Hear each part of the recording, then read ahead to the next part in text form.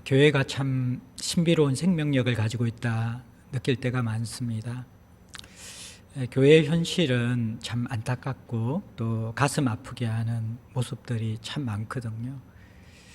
교회 밖의 사람들에게 한숨과 또 손가락질의 대상이 된 지가 오래되었고, 또 교회 안에 있는 지체들도 여러 교회 안에 약하고 때로는 악한 모습으로 상처를 받고 교회를 떠나는 일들이 빈번하게 생기는 현실입니다.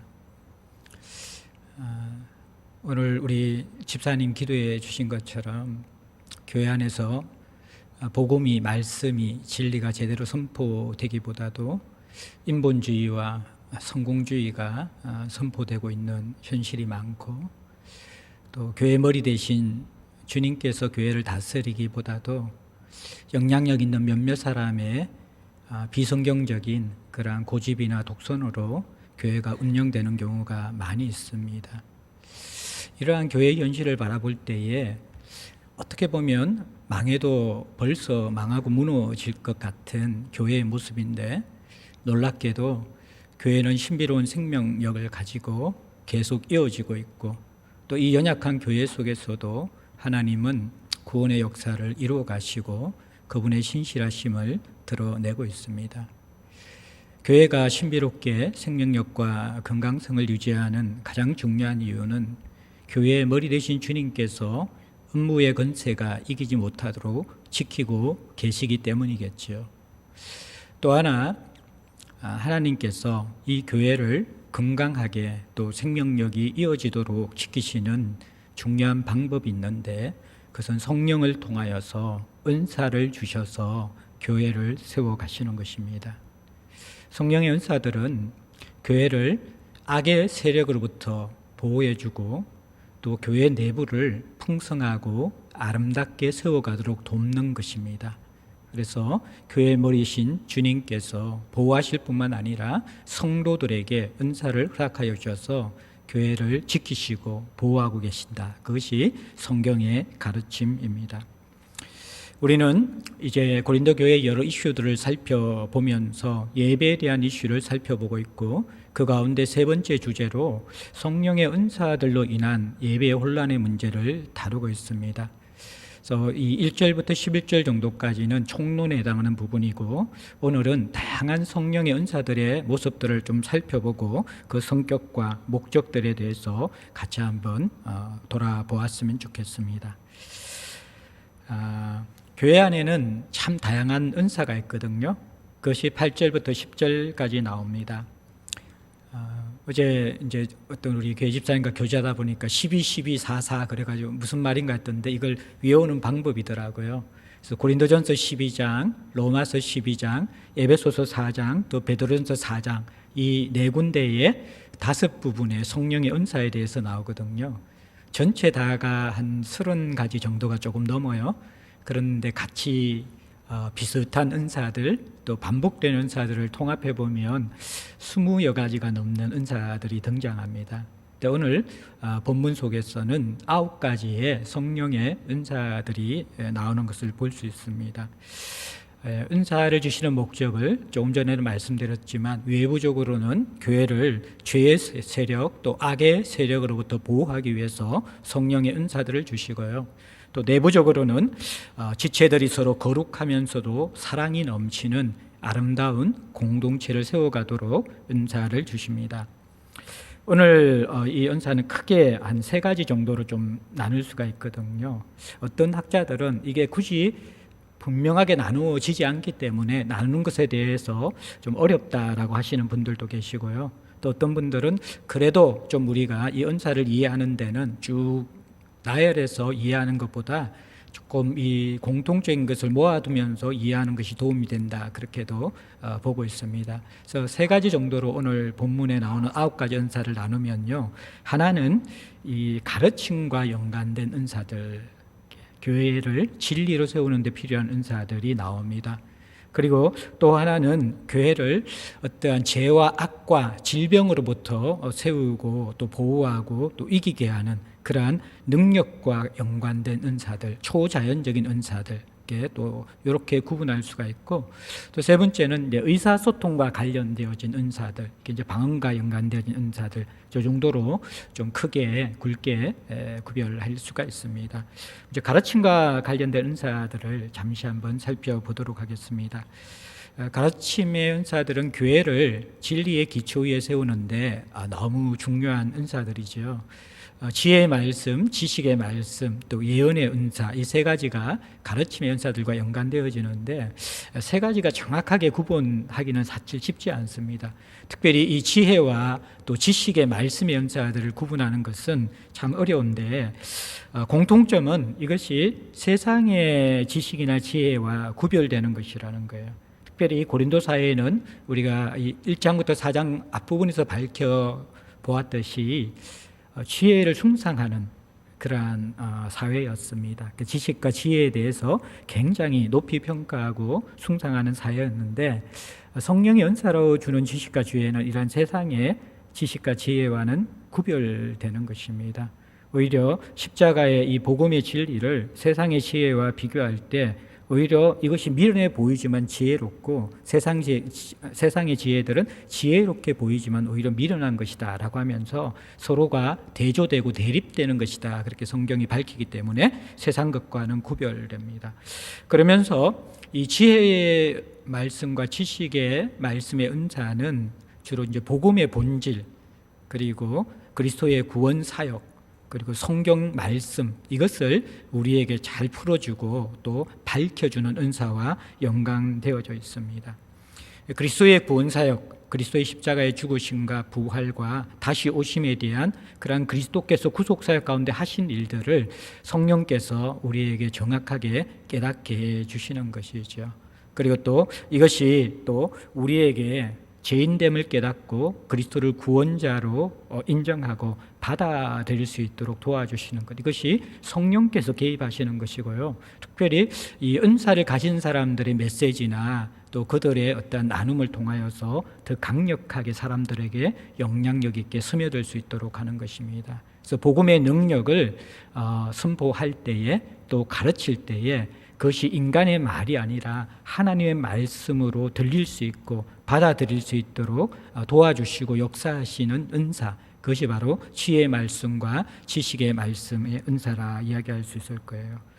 조금 차이점을 굳이 구별하는 사람들이 있는데 두 가지 관점으로 이걸 좀 구별해요. 하나는 지혜는, 통상적으로 성경의 지혜는 어떤 특별한 상황 가운데에 하나님께서 놀라운 분별력과 통찰력을 주셔서 본질을 보게 하시면서 해결하는 능력, 이것이 이제 성경에 나타나는 지혜거든요. 삶에 적용되어지는 분별력인데, 예를 드는 것이 우리가 솔로몬이 하나님께 기도해서 지혜를 받아서 재판할 때에 이 아이를 두고 나서 이제 자기 아이라 할 때 그 재판하는 그 모습들 있잖아요. 그게 어떤 상황 속에서 하나님께서 번뜩이게 주시는 지혜다. 그게 바로 지혜의 은사다. 그렇게 조금 구분하고, 지식은 예수 그리스도의 가르침, 이것을 잘 열어주는 어떤 티칭의 은사, 이것을 지식의 은사다, 이렇게 구분하는 사람들도 있습니다. 그 다음에 또 다르게 구분하는 사람은 지혜의 은사는요, 이 지혜의 말씀의 은사는 복음의 구원사역과 연관되어진, 다시 말하면 설교자나 또는 전도자가 가지고 있는 은사를 지혜의 은사다, 그렇게 이야기하고, 또 지식의 은사는 교사들의 은사, 이렇게 작은 성경을 풀어서 잘 가르치는 사람의 은사, 그렇게 해서 교사의 은사다, 그렇게도 구분하는데요.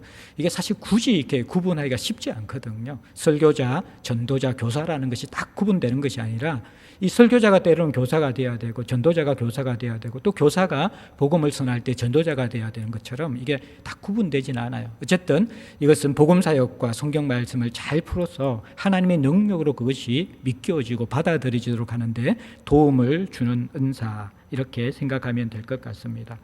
예언의 은사, 이것은 이제 구약에 해당하는 선지자의 은사, 또 신약의 사도의 은사라고 주로 이제 이야기를 하는 것입니다.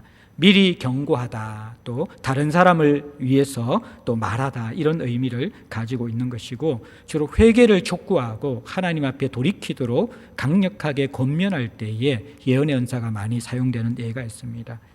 그런데 이 예언을 우리가 신약에 와서는 미래에 어떤 일이 일어나는, 점치듯 미래에 어떤 일이 일어나는 것을 알아맞추는 은사, 이것을 의미하기보다도 지금 일어나는 상황에 대해서 그 뜻이 무엇인가를 분별하며 해석해서 가르쳐 줄 수 있는 은사. 그래서 이건 역시 설교의 은사와 가장 가까운 것이 예언의 은사다, 그렇게 이야기할 수 있을 거예요. 그래서 지혜의 말씀의 은사나 지식의 말씀의 은사나 예언의 은사는 사실 굳이 구별하기보다도 복음을 복음되게, 하나님의 말씀을 하나님의 말씀으로 받아들일 수 있도록 성령의 은혜와 능력을 통하여서 사람에게 전달하는 능력을, 재능을 주신 그런 하나님의 달란트를 받은 은사다, 그렇게 우리가 정의할 수 있을 것 같습니다. 근데 이 바울 또 이제 고린도전서에서 그렇고 대부분 은사 속에서 굉장히 중요하게 다루는 것이 가르침의 은사입니다.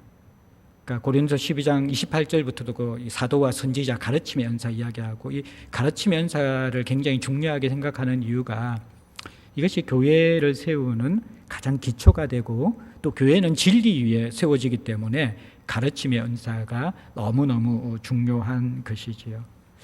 그래서 이제 진리의 가르침의 은사가 선명하게 드러나는 교회가 악으로부터 보호받을 수가 있고 분별력을 가질 수가 있고 주의 뜻을 잘 붙잡을 수가 있고 또 그리고 하나님의 뜻에 맞게 순종하며 자라갈 수 있는 것이죠.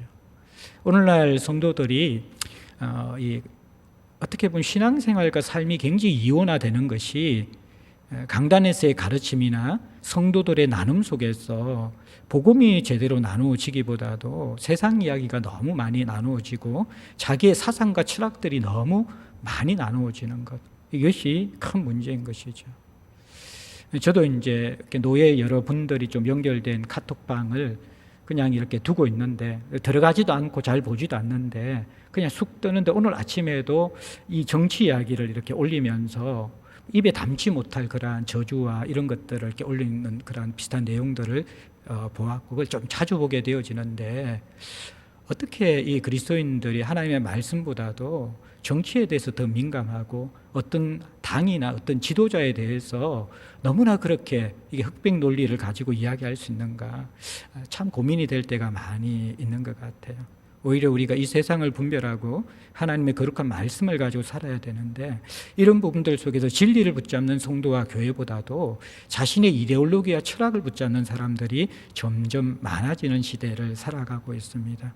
그래서 여러분들 이게 고린도 교회의 어떤 의미에서 여자들이 머리에 수건을 서는 문제도 제가 설명할 때에 이데올로기가 복음을 뛰어넘을 때 일어나는 현상이다.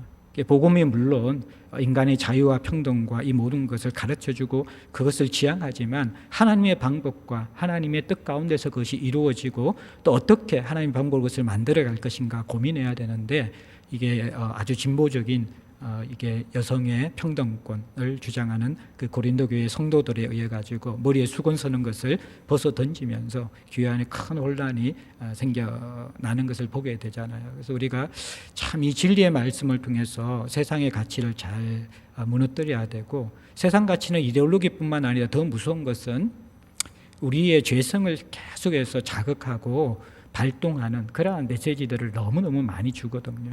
또 이러한 부분들에 대해서 우리가 건강한 공동체에서 강단에 선포되는 말씀뿐만 아니라 소그룹에서 나누어주는 그런 이야기 속에서 진리가 제대로 나누어지지 않으면 그 성도와 교회는 보지 않아도 건강성이 약화된 가운데 있고 오래되지 않아 병들 수밖에 없다라는 것을 우리는 분명히 이해해야만 합니다. 그래서 교회의 굉장히 중요한 은사가 가르침의 은사입니다.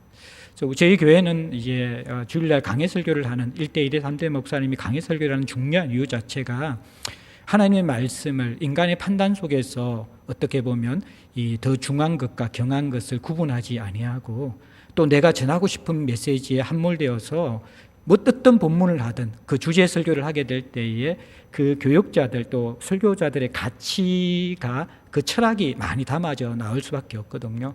물론 강해 설교를 하더라도 엄밀한 의미에서는 설교자의 개인적인 경험이나 그 안에 있는 수원지나 가치를 뛰어넘기는 굉장히 힘이 들어요. 그래도 불구하고 말씀을 말씀으로 맞닥뜨리고 그 말씀이 나를 읽던 그 시간들을 가지고 실험하면서 강해설교의 나눔을 할 때에 그래도 어떻게 보면 3대지 설교나 주제 설교를 할 때보다는 하나님의 말씀을 가감없이 그리고 또 경중을 따지지 않고 다 선포할 수 있는 그러한 은혜가 있기 때문에 우리는 진리의 교회를 세우기 위해서 주일 예배는 강해 설교를 하고 있는 것이죠. 그리고 또 우리가 소그룹 나눔 속에서도 진리의 말씀 속에서 우리 공동체가 세워지기 위해서 주일 설교 나눔과 또 개인 경건의 매일 성경 나눔 이 두 가지를 중심으로 하도록 하고 있습니다. 하나님의 교회에 또 주일 예배를 통하여서 하나님께서 우리에게 한 공동체 한 말씀을 주신다. 이것이 우리의 신앙의 고백이거든요.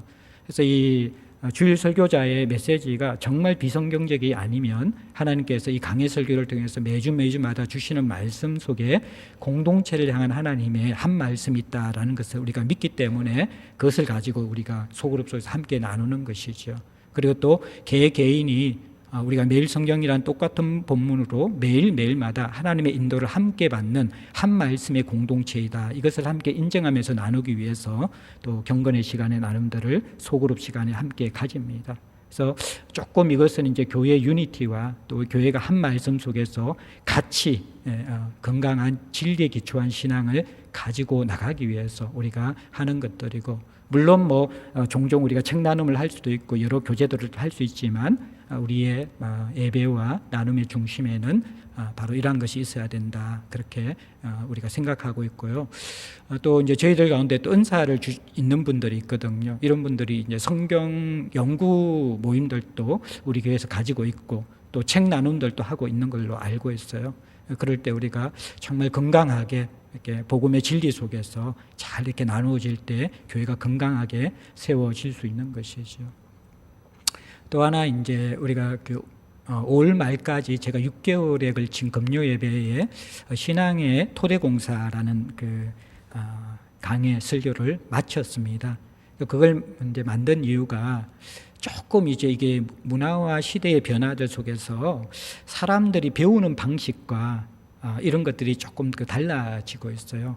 특별히 이제 대부분 이제 성도들을 의식을 조사하면요, 일방적인 티칭이나 가르침에 대해서는 거부감을 느끼는 시대들, 그러니까 상방이 소통하면서 함께 나누는 것을 더 선호하는 시대가 되는 것을 좀 알게 되어집니다. 그래서 여전히 주님의 방식인 예배를 통하여서 말씀을 선포하고 이런 것들은 필요하지만 또 성도들끼리의 교제 속에서는 누군가가 일방적으로 가르치고 누군가가 일방적으로 듣는 것에 대해서 좀 우리가 많은 부담이 있어요. 가르치는 사람들이 부담들도 있고 또 그것을 듣는 사람들이 부담들도 있기 때문에 제가 이제 49개의 20분 정도의 동영상을 만들었습니다.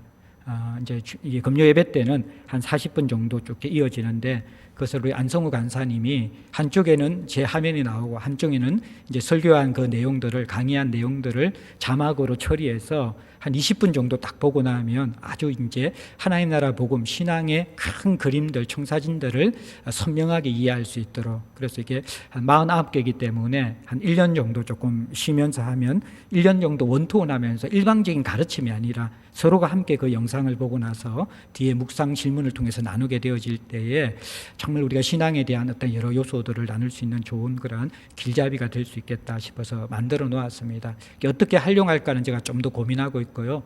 어젯밤에 이제 그 첫 번째 서론 강의를 제자들 유튜브에 올려놓았습니다. 그래서 한번 보시고 좋다 그러면 저는 요거는 이제 좀 비공개로 제가 지금 좀 진행할 예정입니다. 금요 예배 내용들은 다 올라가 있고요. 요것은 이제 좀 1대1로 서로 성경 공부하고 싶은 사람들이 있으면 링크를 걸어주면요, 그냥 여러분들이 48개의 이 동영상을 보면서 그렇게 쭉 할 수 있고, 시작할 때 저와 좀 한 번 정도 이것을 할 때 주의할 것들과 또 함께 왜 하는가 이런 목적들에 대해서 나눌 사람들과 함께 모임을 가지고 시작했으면 하고, 지금 좀 기도하면서 가장 적절하게 우리 교회 상황에 맞게 어떻게 시작할 것인가 하고 있기 때문에 여러분들 기도를 부탁드립니다. 어쨌든 교회에 굉장히 중요한 은사가 가르침의 은사다 보시면 될 것 같고요. 능력과 연관된 은사가 또 나오는데 믿음, 병고침, 능력 행함, 영들, 분별함이란 은사들입니다. 성경에서 믿음이라는 의미는 한 3가지 정도가 있어요.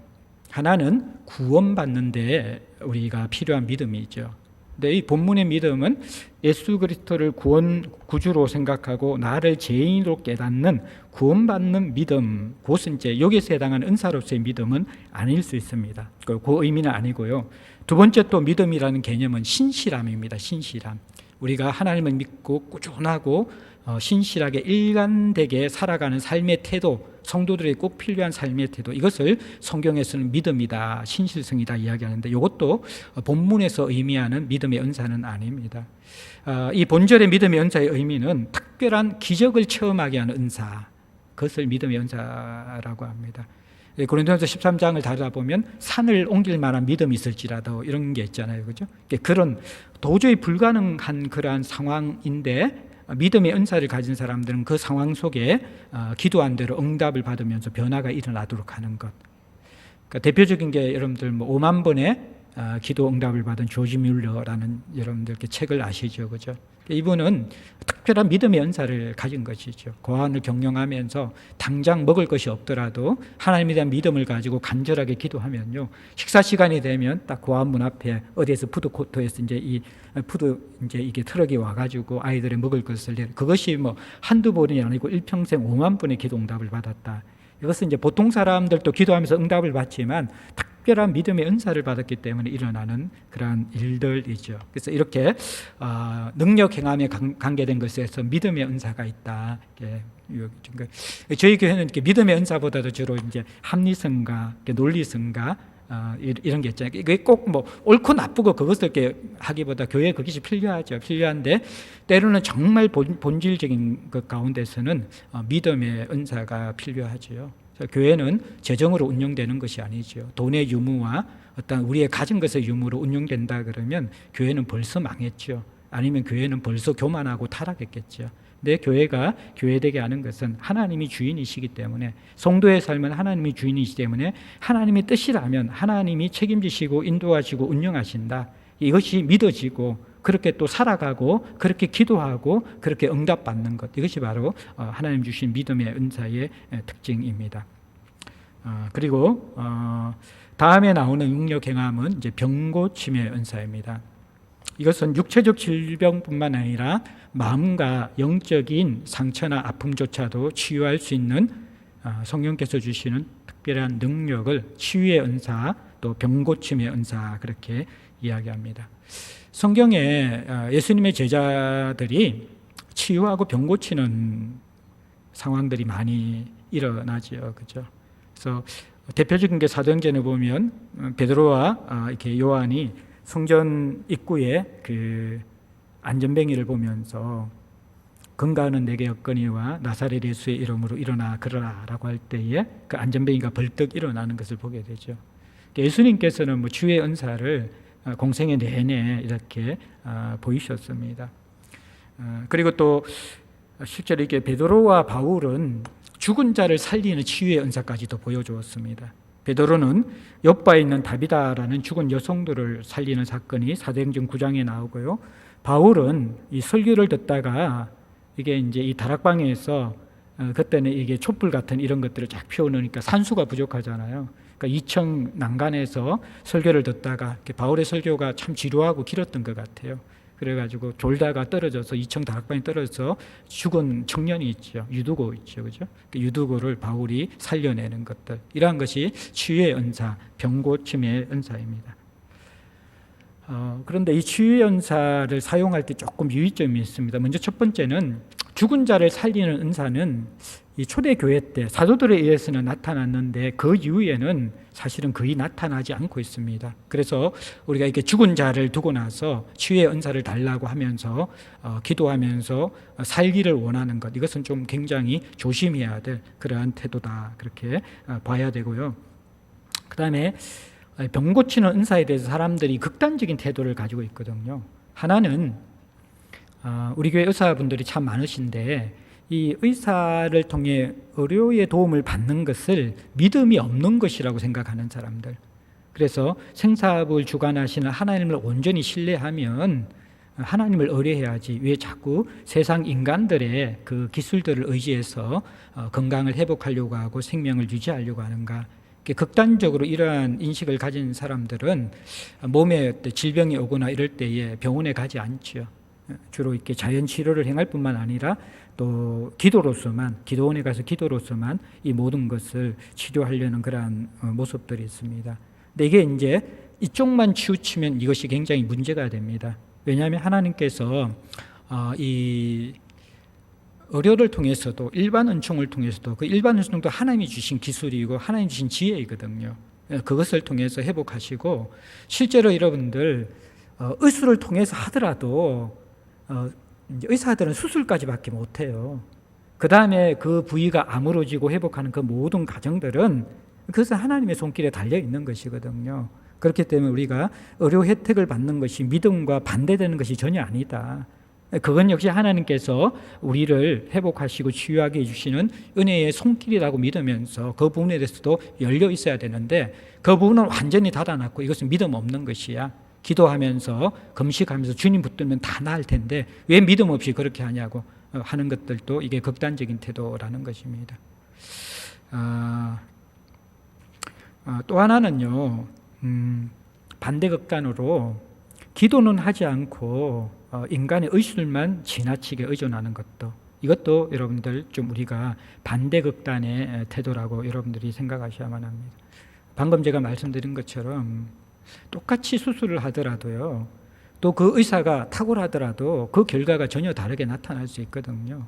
결국 인간의 생사화복은 하나님이 주관하시는 것이고 아무리 인간의 의술이 발전하더라도 그 의술로서 감당이 안 되는 질병들이 지금도 여전히 있기 마련이거든요. 그렇기 때문에 우리는 하나님께서 우리를 강건하게 하실 수 있고 또 회복시킬 수 있다라는 치유의 은사를 믿는다면요, 그 결과는 하나님이 가장 선하게 인도해 주시지만 믿음으로 하나님이 치유해 주실 것에 대해서 열어놓는 것, 이것은 마땅한 성도의 자세이다, 그렇게 우리가 생각을 해야만 합니다. 그래서 이제 세 가지 말씀드렸는데 지금도 죽은 사람을 일으키는 것, 이것은 이제 초대 교회 이후에는 거의 나타나지 않는다. 그것을 지나치게 구하는 것은 비성경적이다. 그다음에 두 번째는 성령의 은사만 의지하고 의료 기술을 터부시하고 무시하는 것들, 그리고 의료 기술만 그것만 신뢰하고 하나님께서 우리를 고쳐주실다는 그 믿음을 또 우리가 저버리는 것들, 그 양극단에 서지 않도록 우리가 해야만 합니다. 능력 개감에 대해서는요, 귀신의 세력이나 악을 제압하는 하나님의 비상한 능력, 이것이 바로 이제 능력 행함에 해당하는 것입니다. 예수님께서 이제 공생의 기간에 보면 이 능력 행함이 많으셨지요. 폭풍 이는 그러한 이 갈릴리 호수도 잔잔케 하시기도 하고요. 또 이게 그라사 강인, 귀신 들린 그라사 강인을 자유케 하면서 귀신을 쫓아내면서 치유하시기도 하는 것들, 이러한 것들이고, 또 이 베드로가 아나니아와 삽비라가 거짓말을 하는 것을 알게 되었잖아요. 전체를 헌금했다 그랬지만 헌금 중 일부를 감추고 밭을 판돈 이렇게 낸 것을 보면서 알고 적시로 이게 아나니아와 삽비라가 죽는 사건들, 이것이 능력 행함에 해당하는 그런 은사에 대한 것입니다. 또 바울이 박수무당이었던 엘루마의 눈을 멀게 한 사건, 사도행전 13장에 나오는데 이러한 것들, 자, 이러한 것들이 바로 여러분들 성경의 예라는 것입니다. 자, 이것 역시 어떻습니까? 악의 세력으로부터 보호하는 그러한 부분들이기 때문에 여러분들 이 교회를 보호하기 위해서, 지금도 우리가 뭔가 이렇게 거짓말한다 그러면 아나니아와 삽비라처럼 죽는다 그러면 굉장히 어려워지겠죠. 근데 특별히 이 초대교회 때는 이 능력 행함들이 교회의 거룩성과 순결함들, 성도들이 하나님을 두렵고 떨리는 마음으로 제대로 섬기고 교회가 경외감을 가질 수 있도록 이게 이 능력 행함의 응사들이 있었다, 그렇게 우리가 좀 볼 수 있습니다. 그다음에 영들 분별함은 이제 또 하나의 은사인데 영분별의 은사다, 이런 것들이 있습니다. 이제 영적 세계는 참 혼란하거든요. 그래서 잘 지도받아야 돼요. 그래서 혼자서 너무 이렇게 영적 추구를 하고 기도 생활을 하고 신비로운 것을 추구하다 보면요, 때로는 선을 넘어버리는 경우도 있고 위험해지는 경우들도 많이 있습니다. 이 사람들이 이렇게 매니아가 되다 보면요, 어느 일정한 선을 넘으면서 굉장히 이게 새로운 것을 추구하게 되거든요. 저도 이제 음악을 많이 좋아하는데, 이게 음악을 좋아하는 사람이 클래식으로 갔다가 재즈로 갔다가 나중에 이제 신비로운 컬트 음악 쪽으로 많이 가더라고요. 이러한 이제 완전히 이렇게 선을 넘어서 몰입하는 그런 경우들도 있고, 그다음에 또 영성가들도 보면요, 여러분들 이렇게 처음에는 이게 건강한 의미로 시작하지만, 영성이라는 것, 은사라는 것이 결국 목적 자체가 예수를 더 잘 알고 우리가 거룩해지기 위해서 우리가 받게 되어지고 남을 유익하기 위해서 받게 되는 것인데, 그 자체에 몰두하게 되는 것이죠. 그러면 은사주의자가 되고 신비주의자가 되고 굉장히 위험해지게 되거든요. 그러니까 영들 세계가 혼란해요. 그래서 잘 지도를 받아야만 돼요. 그래서 이게 인간의 영도 있고 사단의 영도 있고 하나님의 영도 있는데, 우리들에게 일어나는 여러 가지 영적 현상 가운데 도대체 그것이 하나님이 주신 것인가, 사단이 주신 건가, 사단이 준 것인가, 아니면 나의 어떠한 영적인 어떠한 항월경 내지는 내가 만들어낸 것인가, 이게 때로는 분별이 안 될 때가 있다라는 거예요. 근데 이때 영분별의 은사를 가진 사람들이 있다 그러면 그것을 정확하게 분별해서 건강하게 신앙을 지도할 수 있도록 해줍니다. 그러니까 이제 저희 교회 몇 번 사경에 오셨던 이춘대 목사님이 이러한 좀 영분별의 은사도 있고 축사의 은사도 있고, 저도 그분과 함께 이렇게 따라다니면서 같이 이렇게 축사도 해보고 했는데, 잠시 저도 이제 하나님께서 이 은사를 좀 주셨던 적이 있었어요. 뭐 거의 제가 한 서너 시간 자면서 매일 기도를 그냥 잠자지 않는 시간은 거의 기도하다 할게, 약간 제가 내 몸이 몸 밖에 있었는지 몸 안에 있었는지 모를 정도의 그러한 이렇게 하나님의 은혜에 사로잡힌 적이 좀 있었어요. 그때 되면 이제 사람들과 상담하게 되어질 때에 그 사람이 막 여러 이야기를 하는데 하나님께서 저 사람의 문제는 그게 아니야라고 하면서 어떠한 이렇게 상황들을 알려주실 때가 있어요. 조금 두렵죠, 그죠? 지금은 없으니까 여러분들께 너무 두려워하지 마시고 이렇게 오셔도 되는데, 하여튼 그러한 이렇게 사람들을 영적인 지도를 하게 되어질 때에 이 영분별 은사가 필요하고, 요즘 또 이단들이 굉장히 많거든요. 저도 이제 이렇게 유튜브에 쭉 보면서 딱 보면 뭔가 느낌이 이상해요. 이게 보면 오늘 좀 걱정되는 게 뒤에 화면이 거의 좀 이상한 느낌이라 가지고 뒤에 막 이게 그림이, 제가 뒤에서 저쪽에 모니터 보면서 이게 뭔가 이렇게 좀 어디 기도원 같은데 이상한 거 집회하는 그런 그림처럼 이렇게 느껴지기도 하는데, 이렇게 스크린이 지금 고장 나가지고 그렇거든요. 좀 양해를 해주시고요. 근데 저도 유튜브 딱 보면 느낌 이상해서 딱 봐서 검색하면 거의 90% 이상이 정말 이단이더라고요. 그래서 이제 우리가 이러한 좀 말씀과 하나님 앞에 가까워진 사람들은 조금 이게 분별이 되어져요. 어떤 가르침에 이걸 듣게 되어지면 이상하다, 이게 분별이 되어지는데, 이게 영분별이 되지 않는 사람들은 유튜브 들으면서 끊임없이 막 이렇게 한 사람 매니아가 되거든요. 매니아가 되는데, 제가 볼 땐 그것이 총체적인 복음을 내려놓는 것이 아니라 굉장히 좀 위험할 수 있는, 한 곳에 치우치는 성경의 가르침 가운데 하나만 붙잡고 있는 그러한 부분들이 많이 있는데, 그냥 이게 매니아가 되면서 거기에 막 빠져들어가는 사람들이 있더라고요. 어떤 또 이제 성도들은 이미 돌아가신 분인데 아직도 그분 영상을 보면서 이렇게 1000명 가까이 이렇게 예배를 드리는 그러한 교회들도 있고, 좀 이게 영분별이 되지 않는 그러한 이게 사람들은 이게 말씀의 진리의 건강한 가르침이 아니라 현혹되는 것을 굉장히 많이 보게 됩니다. 요즘 여러분들 이단들이 너무 많거든요. 이게 이렇게 신천지나 이단들의 수법들이 상상을 초월합니다.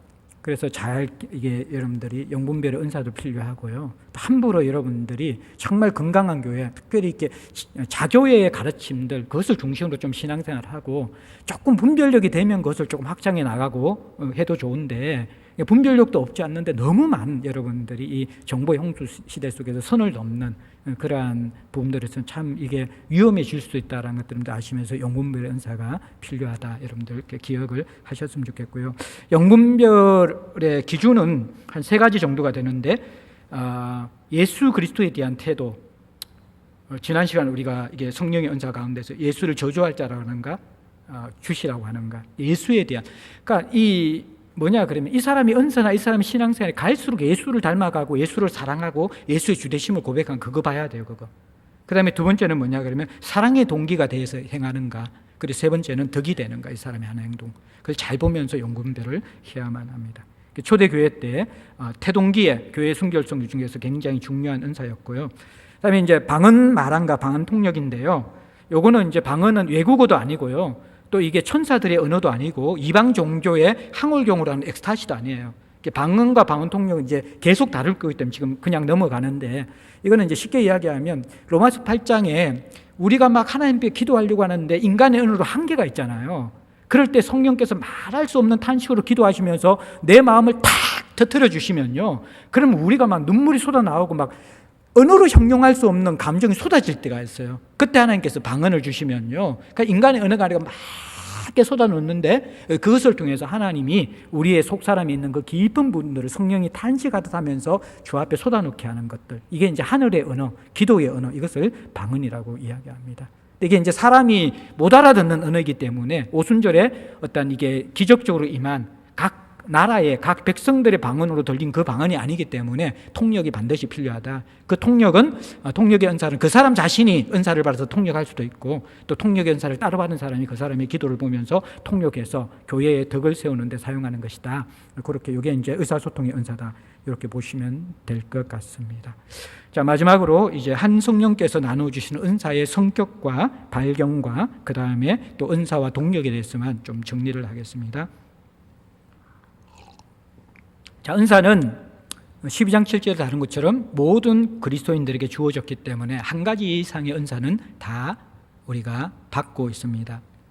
그 다음에 은사는 타고난 재능과 연결되기도 하지만 또 타고난 재능 이상의 것이기도 합니다. 무슨 의미냐 그러면요, 여러분 목수의 재능을 가진 사람들, 또 빵 굽는 재능을 가진 사람들, 이런 사람들이 여러분들 그 가지고 있는 재능에 성령이 임하여서 교회를 세우는데 더 아름다운 그런 은사가 될 수 있다라는 것입니다. 대표적인 게 구약 시대에 성전을 건축할 때 공예 가였던 브살렛과 올리압이 있죠, 그죠? 이 사람들은 그들 자체가 장인들이었어요. 근데 그 장인인데 성령께서 그들에게 기름을 부어주셔서 성전을 짓는 데 가장 적합한 은사를 발휘하도록 하시는 것이죠. 이게 이제 재능이 있는데 성령께서 함께 하시는 그런 부분들, 그것이 바로 성령의 은사에 해당할 수 있다. 그리고 또 타고난 재능 외에도 하나님께서 초자연적인 은사를 부어줘요. 쉽게 믿음의 은사나 병고침의 은사나 영분별의 은사나 뭐 이러한 것들은 능력 행함의 은사, 이런 것들은 타고난 재능과는 상관이 없어요. 이것은 초자연적인 기적 같은 은사들이거든요. 그래서 은사는 타고난 재능과 연결되어서 성령께서 부어주시는 것도 있고, 또 그것과 조금은 다른 하나님께서 직접 선물로 주시는 초자연적인 것도 있다. 그 정도 생각하면 좋을 것 같고요.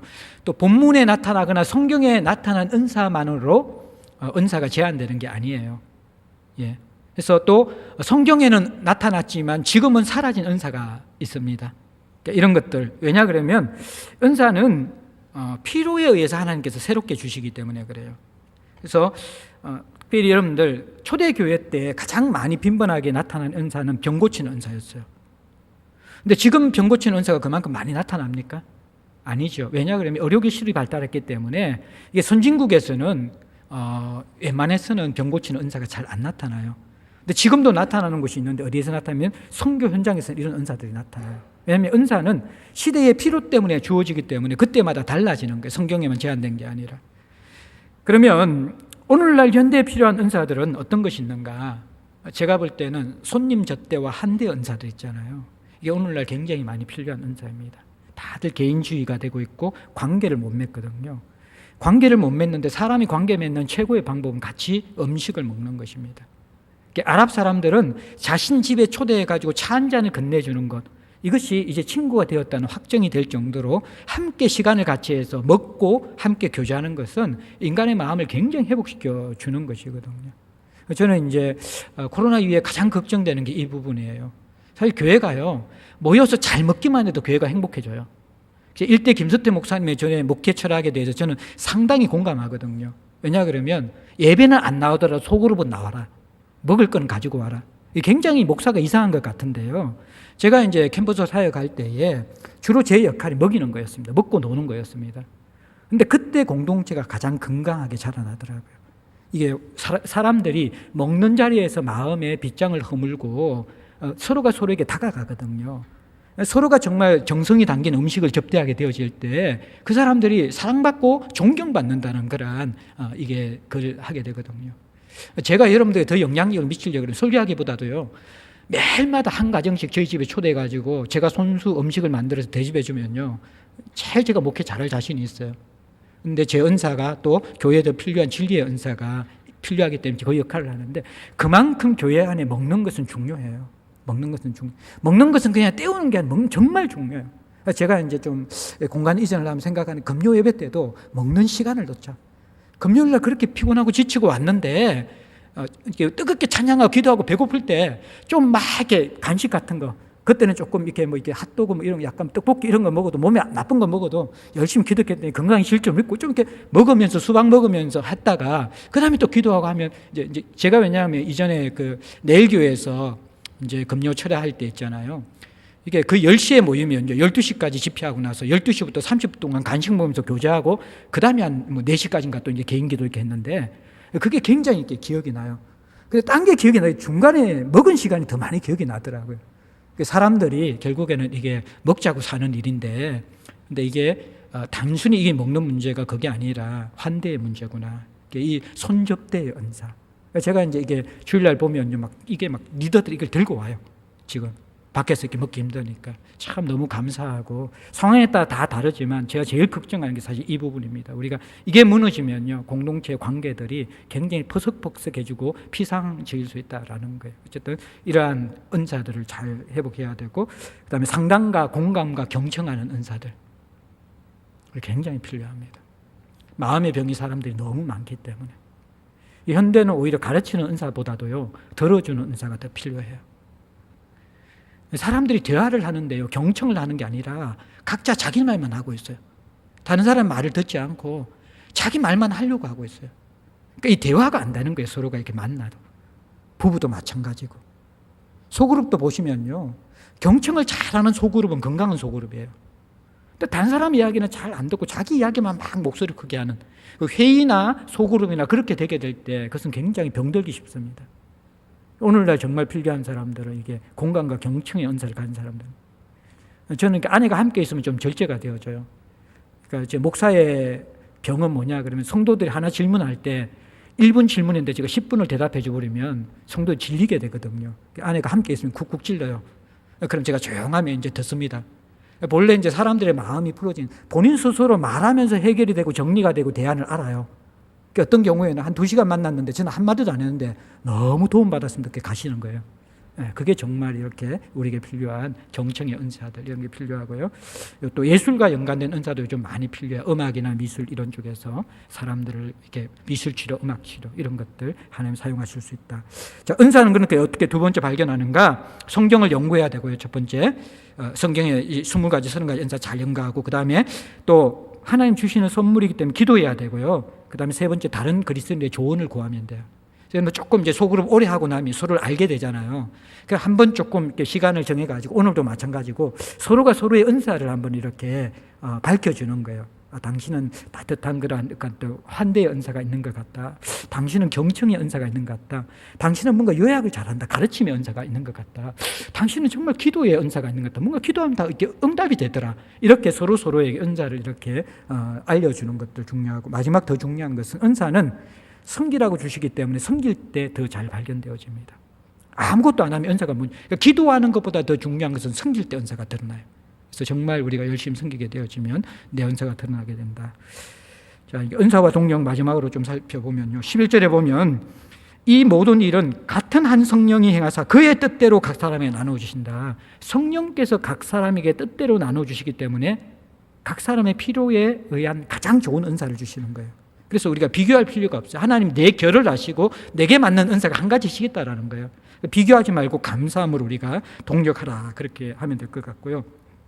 그 다음에 또 이 은사는요, 사실은 은사론을 제대로 공부하면 성직 제도가 무너지게 되어집니다. 왜냐 그러면 다양성 속에서 성직자와 성도의 구분이 아니라 은사의 모습은 머리이신 그리스도를 중심으로 각 지체들이 하나가 되어서 동력하는 것이거든요. 결국에는 목회자도 지체이고 여러분도 지체예요. 다만 은사가 달라서 함께 다양성 가운데 섬기는 것이에요. 그러니까 이 은사의 원리를 잘 이해하면요, 성직 제도가 무너지고 성도와 목회자의 건강한 동력이 가능합니다. 근데 저는 이제 한국교회가 은사에 대해서 제대로 된 이해가 없기 때문에 너무 지나친 담임 목사 의존 내지는 또 담임 목사나, 그러니까 중세 캐톨릭은 황제가 한 명인데 개신교는 교회마다 다 교황이 있다고요.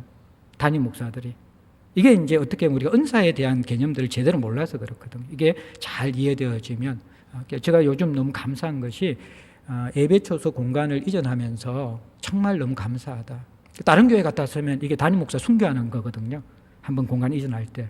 근데 지금 장로님들과 공간팀들이 순교하고 계세요.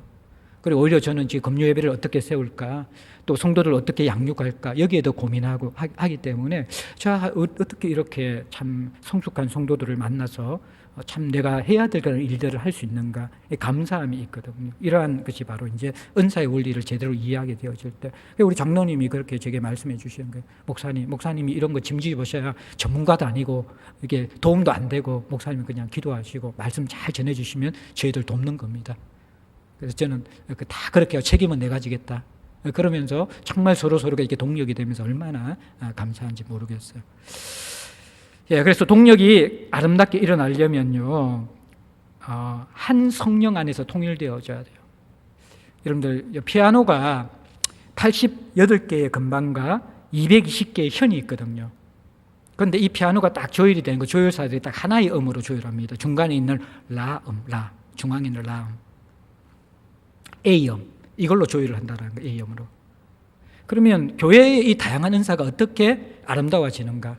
여러분들, 합창이 아름답기 위해서는 하모니가 돼야 되잖아요.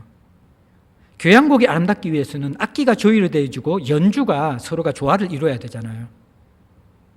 안 그러면 유니송이 더 아름답잖아요. 혼자 독창이 아름답잖아요.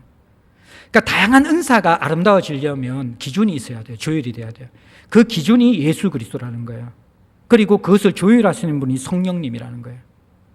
결국에는 교회가 아름다워지기 위해서는 그리스도에게 조율되면서 성령의 통치를 받아야지만 은사도 아름다워진다라는 거예요.